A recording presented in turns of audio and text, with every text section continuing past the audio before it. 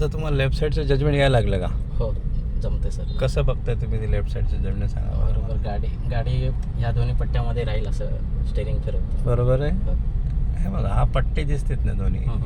ही बघा गाडी बरोबर सेंटरला येईल ती आता हळूहळू समोरची गाडी. ही गाडी बघा त्या लेनमध्ये आहे.